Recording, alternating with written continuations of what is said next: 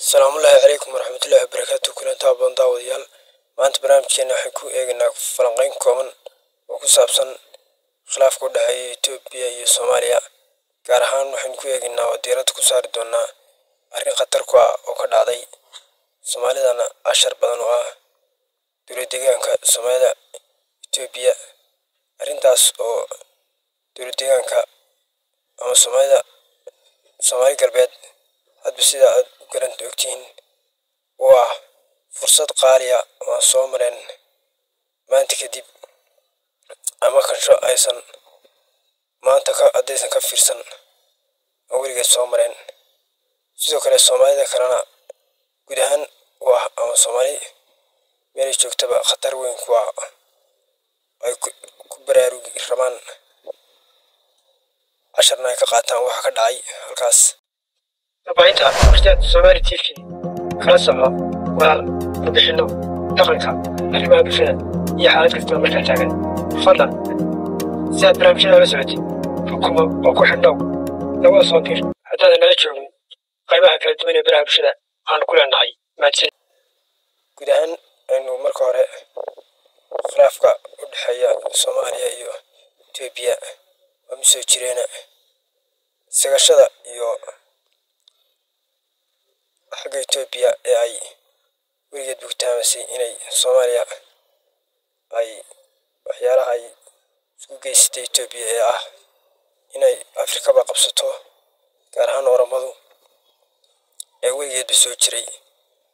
gaar ahaan talada ninka haddeer haya ee abiina uu waxyaala khuraafaad oo fara badanna uu aaminsan yahay si ay siyaasiyiin xogo dheeraada ka helay sheegeenba isagu uu aaminsan yahay inuu boqorka geeska Afrika xukumayaba uu yahay.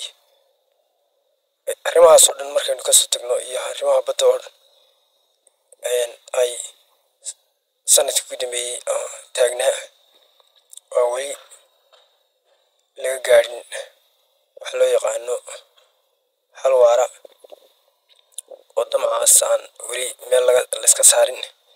markaynu kasoo gudubno waxaan ku eegaynaa bal qodobka ah khatarta casharka uga baneexay ee ka dhacday Soomaaliya oo dhan ee ka dhacay dowlad-deegaanka, taas oo dowlad-deegaanka fursad weyn oo kansho aan soo mareen maanta aan weligeed soo mareen haddaysan maanta ka faa'iidaysan.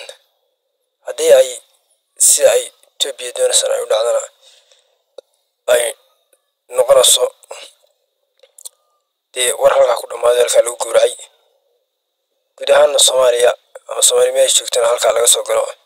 arrinkaas oo arrinkii ka dhacay dowlad-deegaanka Soomaalida caasimaddiisa Jigjiga ayaamihii u dhoweyd oo dhowr casho ka hor, kaas oo shirar lagu baaqayay Itoobiya ay ku baaqsay federaalku, kaasoo qoomiyadaha loogu yeedhayay shirar gaara, kaas oo lagu yeedhay waxgaradkii iyo haldoorkii dowlad-deegaanka, kaas oo markii shirkii ay tageen ka soo baxay arrin aysan fileen, kaas oo ah in dad Oromo ama Itoobiyaan kala ah ay wada qaybsiga ku jiraan oo ay shirkii rabaan inay kasoo qayb galaan, taasoo ku noqotay wax fajac ah dadkii Soomaaliyeed ee Soomaali galbeed.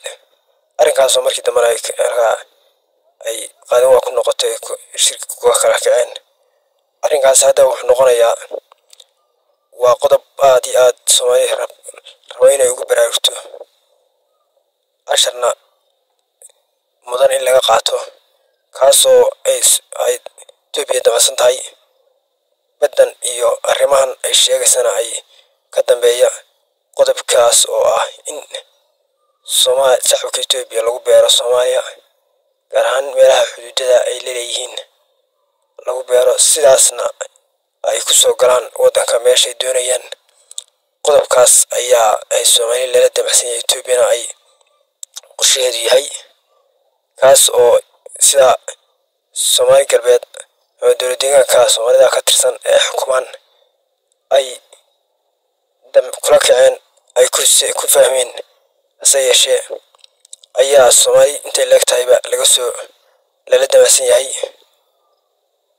haddii ay ahaan lahayd kuwa ay xukumaan ee ka tirsan Soomaali galbeed iyo hadday ahaan lahayd kuwa kalaba Soomaali weynta kale Jamhuuriyadda Federaalka Soomaaliya ahba